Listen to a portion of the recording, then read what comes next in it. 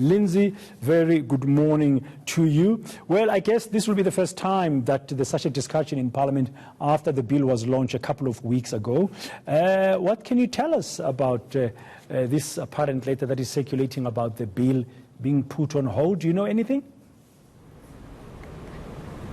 Yes, good morning, Dan. Yes, it is the first time that the Minister will come to Parliament and speak to that bill. As you said, he's already launched it in public and it's been tabled here in Parliament. And today he will present that bill to the committee. As we know, a lot of discussion around the bill since he launched it. And the committee saying earlier this week that they had learnt of a letter circulating in the public domain claiming that the Parliament's Health Committee has put this bill on hold and has suspended proceedings. The chairperson of that committee has issued a statement categorically denying that that is the case and calling that letter fake news.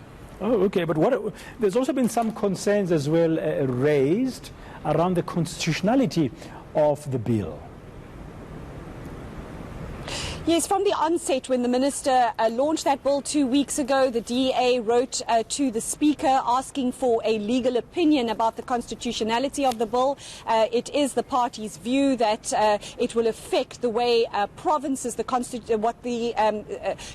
mandate that provinces are given in terms of health services, that it will affect how they manage health services in the province, also affect the way private medical aid holders access services, that it will affect their right to choice, a whole host of concerns that the party has. Again, the Health Committee chairperson issuing a statement this week saying she had met with state legal advisors and is fairly confident that the bill does meet constitutional muster. I'm sure those are some of the discussions that will feature on the agenda later this morning.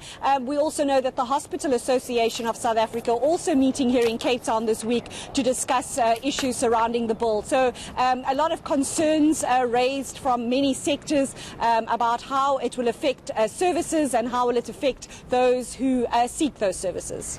Yeah, I mean, two of the concerns, besides the people who've got an ideological difference with an NHI bill, it has also been about funding and also about the state's capacity to implement this. Now, after today's discussion in Parliament, Lindsay, do we know what will be the next steps in this NHI journey?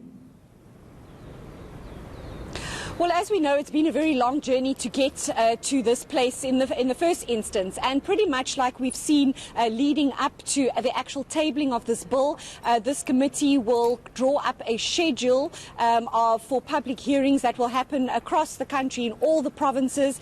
So once that briefing has happened here today, we're expecting to hear the committee publish some type of timetable as to how that will happen, and ordinary members of the public, organizations, really anybody who has a concern to raise about the bill will be able to do so in their provinces, in their cities where they live. And that is what I'm expecting will be the next step once discussions get underway here today in terms of taking that bill for public consultation. Thank you very much, Lindsay Tentlinger in Parliament ahead of that first discussion since the launch of the NHI with the Portfolio Committee on Health, the Health Minister, Dr. Zweli Mkhize.